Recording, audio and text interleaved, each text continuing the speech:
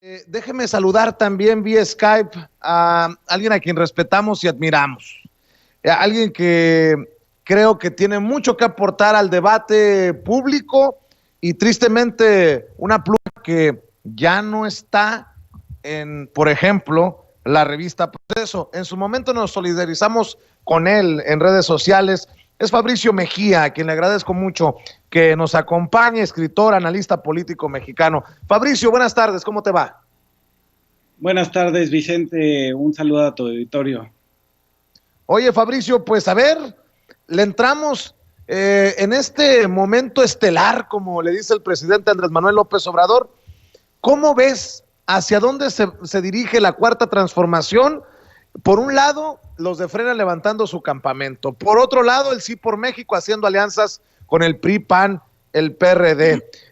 Tenemos a la Fiscalía General de la República estrechando el cerco, dice el diario español El País, en torno a Peña Nieto. Tenemos a la Fiscalía General de la República abriendo carpeta de investigación contra Calderón por la extensión de luz y fuerza del centro. Desde tu perspectiva, ¿en dónde estamos parados? ¿Cómo percibes este momento estelar al que se refiere el presidente Andrés Manuel López Obrador?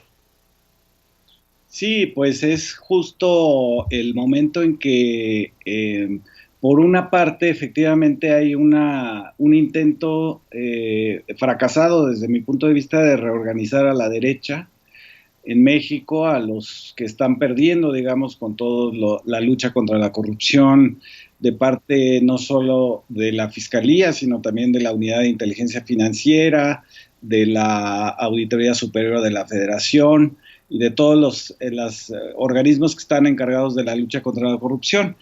Y por otra parte, un ahondamiento de, digamos, el frente de limpieza en contra de la corrupción, que incluye en este momento ya la validación del 1.200.000 firmas para llevar a juicio a los expresidentes. Esto, digamos, junto con las acusaciones de la Fiscalía y junto con los detenidos, García Luna y el general Cienfuegos en los Estados Unidos. Entonces, es un momento estelar, efectivamente, porque es un momento de definición. Aquí no hay medias tintas, no hay, digamos, motivo para retrasar más la limpieza del pasado. Y por otra parte, pues sí, esta cosa, digamos, de pantomima del Frena y también del Frena 2, es decir, de esta iniciativa de Claudio X González, que pues, tiene como principal problema que no pueden ellos, digamos, apelar al pasado, que es un pasado de corrupción, de saqueo, de traición a la patria, según dice la propia Fiscalía, y por otra parte, un montón de gente, ese 1.200.000 firmas para el juicio a los expresidentes, pues bueno, simboliza una indignación generalizada que quiere revisar ese pasado para poder dar un corte y enfocarnos hacia el futuro. Y finalmente eso es lo que es la 4T en México, es una rebelión de la democracia dentro de la democracia en contra de una élite corrupta y verdaderamente criminal, ¿no? Fabricio, precisamente platicaba con Daniel Marmolejo hace unos minutos, es el creador de este documental Guerra Híbrida, en el que habla de esos esfuerzos tras bambalinas por debajo de la mesa para desestabilizar. ¿Tú crees que con lo que vemos persista esa idea de guerra híbrida o de golpe blando desde la oposición? Y te lo pregunto porque pues parece que nada les funciona, ni los tiempos, con eso te digo todo, Fabricio. Anuncian la alianza PAN, PRI, PRD, y resulta que sale un panista admitiendo que sí recibió maletas repletas de billetes de los priistas, luego sale Cebadúa señalando a Videgaray, se habla de la posibilidad de que Videgaray termine con orden de aprehensión. Ni en eso parecen funcionar las cosas. ¿Tú sigues pensando que existe la posibilidad o que existen esas intentonas para, como dice Gilberto Lozano, tumbar a Andrés Manuel López Obrador? No, bueno, lo han intentado y no ha funcionado. Efectivamente, lo que dices es decir, estas casas de campaña vacías que puso el Frena en el Zócalo, pues bueno, no tenía manera, digamos, de funcionar eso.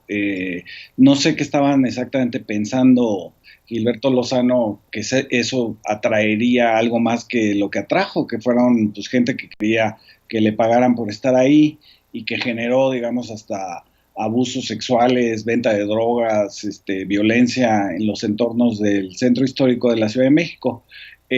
No sé qué estaban pensando también al invertir tanto dinero en los medios de comunicación tradicionales, ¿no? A Latinus, a otros medios, inyectarles dinero para falsear noticias cuando una de las características de la 4T en la parte social, en la parte cultural de la 4T, es precisamente la desconfianza total de los medios tradicionales y de los voceros de los antiguos sexenios. Entonces, le han invertido mucho ahí, no ha resultado, han inventado desde, ¿qué te gusta? A mí mis preferidas son la compra de longaniza por parte de la presidencia, Sí. ¿no? Los que reclamaban, no, que había vacunas piratas, que se habían comprado vacunas piratas o medicamentos piratas por parte de la Secretaría de Salud. La última esta del Universal, ¿no? De que se sabotea la compra de las vacunas desde la Secretaría de Salud cuando, bueno, estamos metidos en todas las que hay. Todas las vacunas que hay en experimentación. Entonces, ha habido, digamos, miles de noticias falsas que no han tenido el efecto. Tú cada vez que revisas los niveles de aprobación del presidente de la República, que es una manera de medir los niveles de aprobación de la 4T en su conjunto, pues cada vez suben más.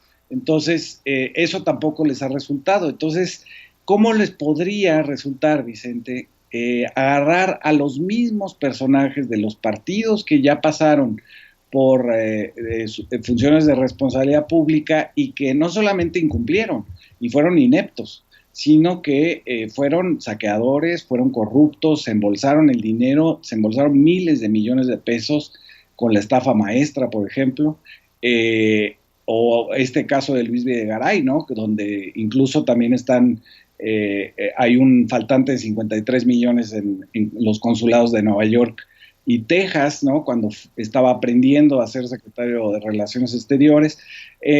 Ahí es donde no hay manera, digamos, de que esta derecha, esta oposición de derecha, tenga un planteamiento hacia la sociedad, ¿no? De futuro, de porvenir, porque pues ellos vienen del pasado y todavía falta que paguen con la cárcel o restituyendo el dinero, si pueden, sus delitos, ¿no?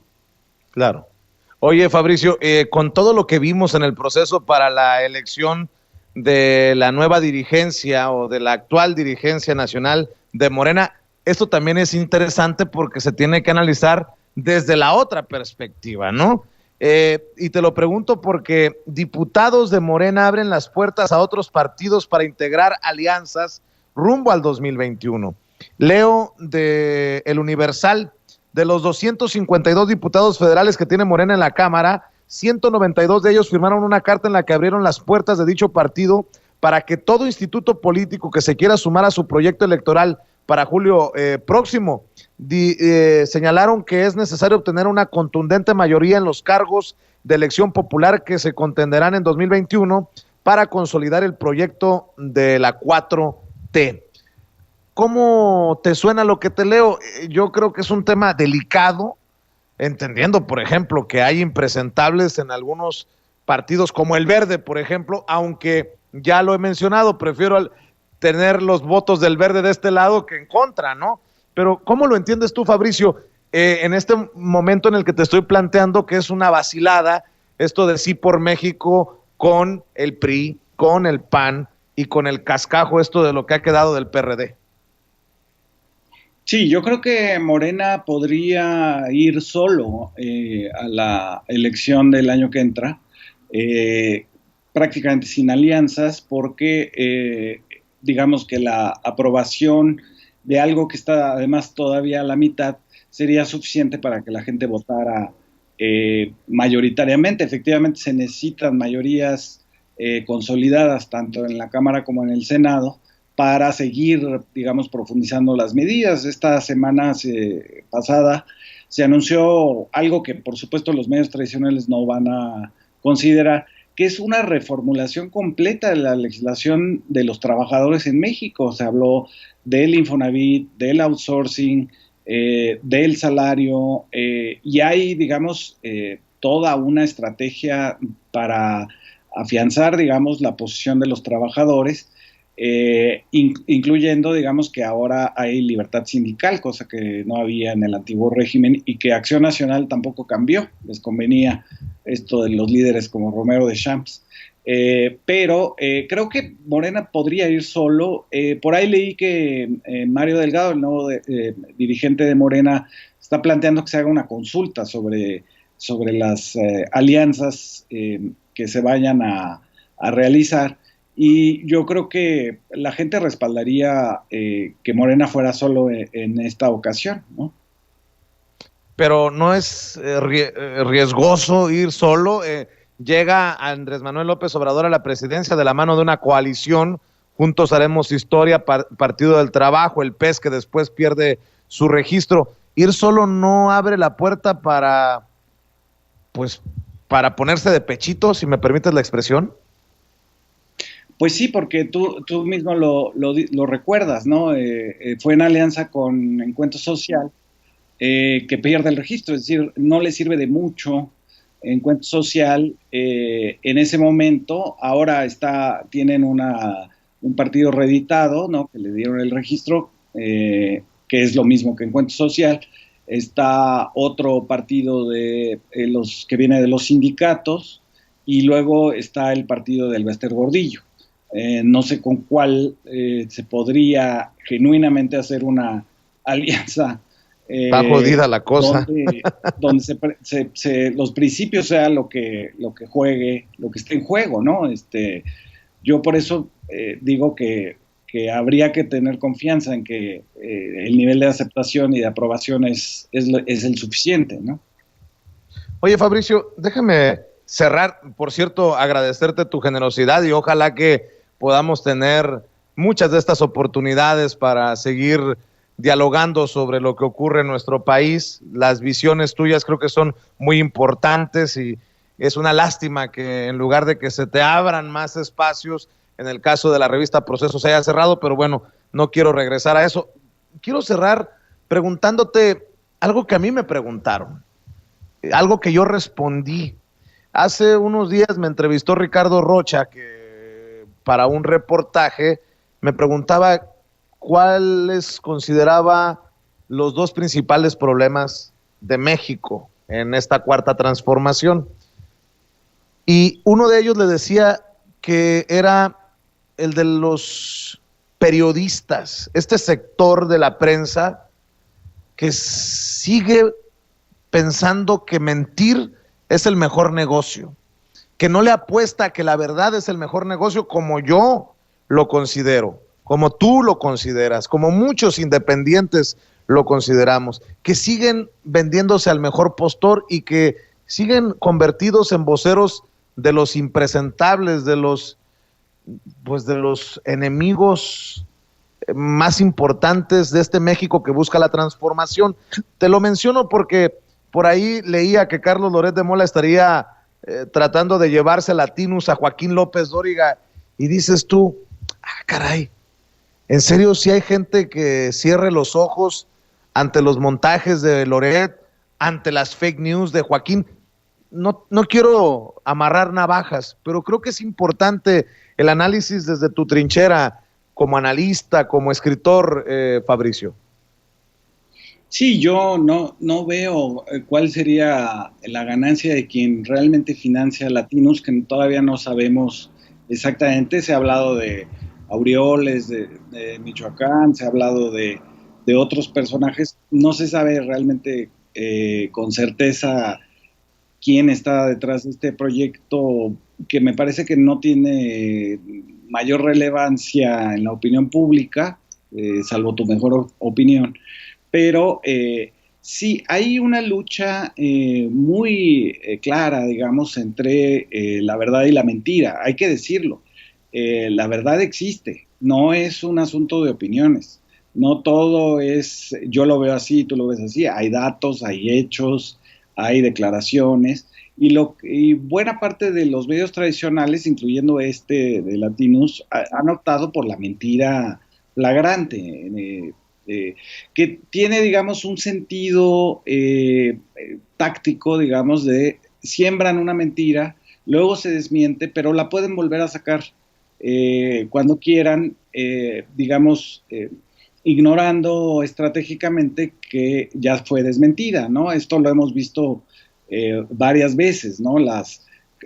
Cada vez que sale algún tema de Irma Sandoval y John Ackerman, sacan estas casas, que ya fue desmentido lo de las casas. Cada vez que habla Rocío Nales sobre el petróleo, sacan esto del socio que tenía en Dos Bocas, que ya fue desmentido.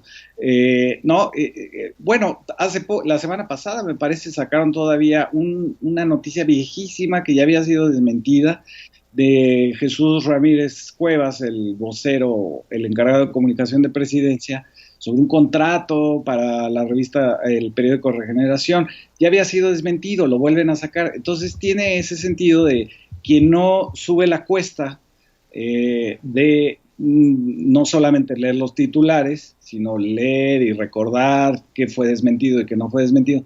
Quien no sube la cuesta es presa de este tipo de medios que repiten y repiten una misma mentira, como lo de la compra de la longaniza, que es una de mis preferidas. Lord Longaniza le pusimos a Yula en Rementería por... En fin, qué bueno que lo recuerdas para el chascarrillo del día de hoy, Fabricio Mejía. Fabricio, tu reflexión para la gente que está, para cerrar, para la gente que nos está viendo, que nos está escuchando y que puede confundirse precisamente con esos medios, con esos periodistas, con esos comunicadores o con esos mercenarios de la comunicación. ¿Qué le dices a la gente en momentos en que, por ejemplo, bueno, sí lo voy a decir, le sueltan una tras otra las críticas que creo que muchas veces son infundadas al presidente Andrés Manuel López Obrador, que si va a Tabasco, que porque va a Tabasco, que si no va a Tabasco, que porque no va a Tabasco, que si admite un error en el tema de las presas en Tabasco, que si lo admite. ¿Qué le dejas de reflexión a la gente, Fabricio? Sí, yo creo que, bueno, hay que decir que esta oposición es una oposición que está pendiente, depende, de hecho, del presidente de la República, de lo que haga y lo que diga, ¿no? No tienen un proyecto, no tienen realmente información, lo que hacen es distorsionar lo que se dice o no recordar por qué están los problemas como están, ¿no? Yo recordaba hace rato una cosa de cuando en el 2007 se inundó Tabasco, estaba Felipe Calderón en la presidencia, hubo 1.200.000 damnificados, y él lo que declaró, y hay que recordárselo, declaró que había sido por la atracción de la luna sobre los ríos. Eso fue lo que dijo. Luego invirtió un dinero, se supondría, en un plan en contra de control de inundaciones en Tabasco, que no se ejerció. Ese dinero desapareció, alguien se lo robó. Y entonces ahora vienen y nos dicen que el presidente Andrés Manuel tiene la culpa de lo que pasó en Tabasco. No tiene la culpa.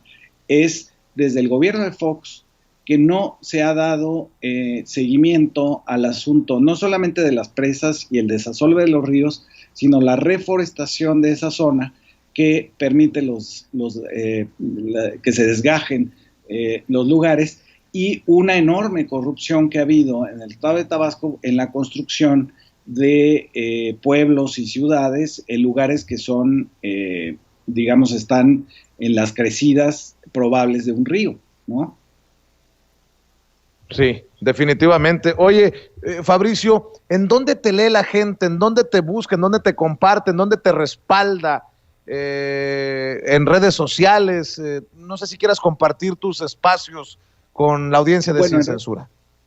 En redes sociales solo estoy en Twitter, en Fabricio Mejía, en @Fabricio Mejía, y por supuesto cada 15 días, los sábados, el periódico La Jornada.